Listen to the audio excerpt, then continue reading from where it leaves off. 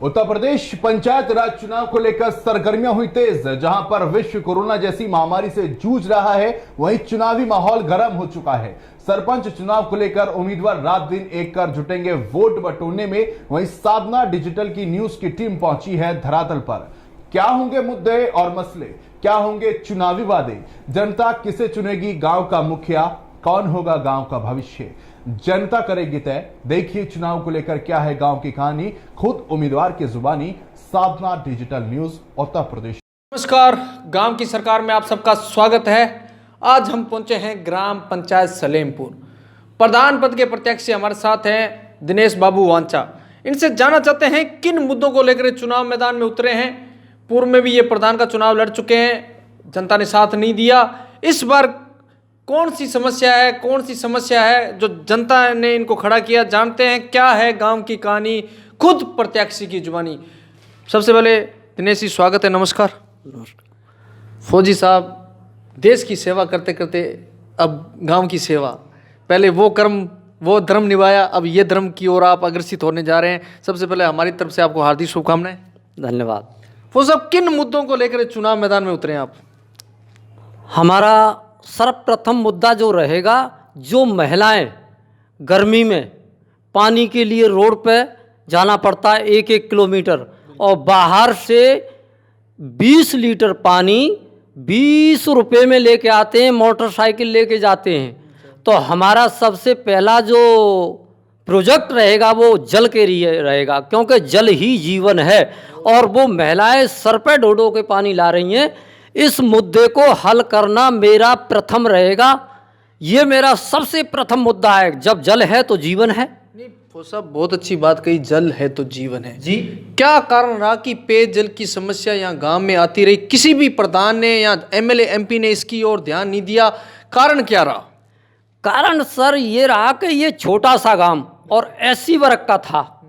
अगर इसमें high cast की जनता होती तो इसे सरकार भी देखती और प्रधान भी देखता, एमपी एमएलए भी देखते। जनसंख्या कम होना और शेड्यूल कास्ट हो जाना, ये भी हमारे देश के अंदर की जातिवाद एक राष्ट्रीय कलंक है। फौजी साहब, आपने अभी बात छेड़ ही दी। इस बार आपको क्या लग रहा है, जो देश में चुनाव हो रहे हैं, क्या विकास के नाम पे हो रहे हैं या जाति के नाम पर हो रहे हैं? उत्तर प्रदेश के अंदर 2-3 प्रदेश ऐसे हैं जिनकी मानसिकता के अनुसार वो जाति के नाम पे वोट करते हैं, और विकास भी जाति के नाम पर हो रहा है। विकास को भी फिर जब वोट ऐसे मिलता है तो उन्हीं गलियों में ज़्यादा जाते हैं।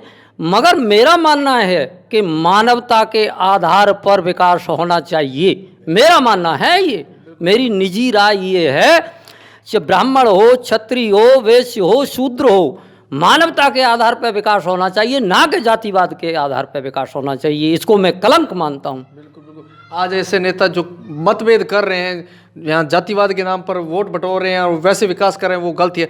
पोसा, मैं शिक्षा पे आना चाहूँगा। कहते हैं शिक्षा का ज्ञान सबसे बड़ा ज्ञान माना गया है। शिक्षा के प्रति आपका क्या रुझान है और ग्राम पंचायत का क्या रुझान है? अगर जनता प्रधान बनाती है तो बालिका शिक्षा, खास तौर पर बालिका शिक्षा को लेकर आपके क्या प्रयास होंगे? बच्चों की शिक्षा हर मानव को जरूरी है। और हमारा उद्देश्य ये दूसरा नंबर पॉइंट आ जाता है, पहला पानी और फिर शिक्षा, फिर स्वास्थ्य। तीनों पॉइंटों पर मैं बात करना चाहूँगा। शिक्षा के विषय में मैं 3 साल से लेके और 5वीं क्लास तक के बच्चों को गर्मियों की छुट्टियों में मैं खुद उनको हैंडलिंग करता हूँ, क्योंकि बच्चे बैठे ना रह जाएं, शिक्षा का और उसका गैप ना हो जाए। उस डिस्टेंस को कवर करने के लिए मैं 45 दिन खुद बच्चों को हैंडलिंग करता हूं हर बरस गर्मियों में, जब से रिटायरमेंट आया हूं तब से। नहीं फौजी साहब, ये निस्वार्थ, कोई फीस नहीं, बिल्कुल जनता बच्चों के प्रति आपकी ये भावना है शिक्षा के प्रति बढ़ाने के लिए? बिल्कुल।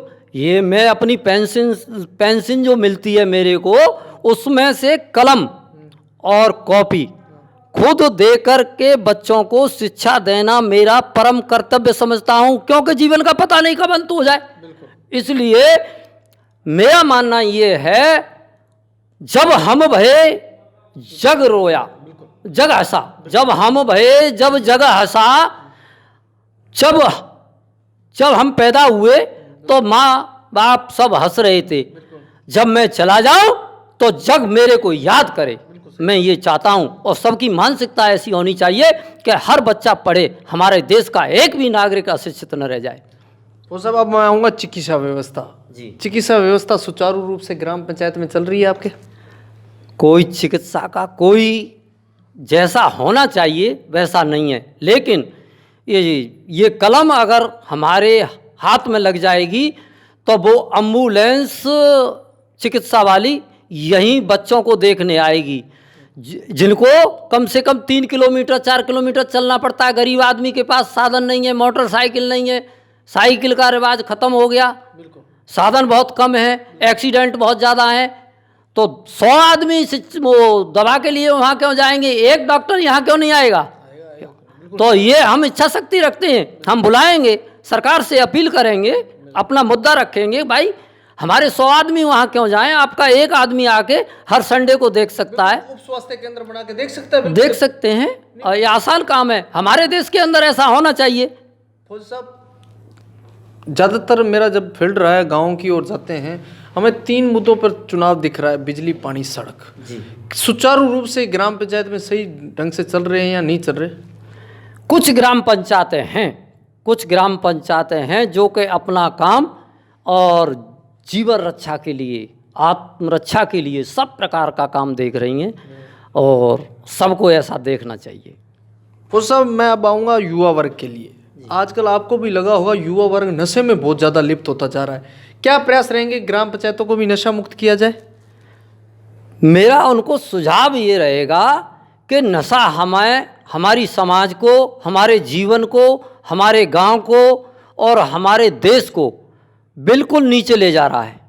नशा करना एक पाप के तौर पे देखा जाए तो इससे हमें अगर मुक्ति मिल जाएगी, हमारा जीवन लंबा हो जाएगा और हमारा देश महान हो जाएगा। हम चाहते हैं हमारा देश महान होगा तभी जब हम नशा मुक्त होंगे। सही बात, बहुत अच्छी बात कही, बहुत अच्छा संदेश दिया फौज साहब।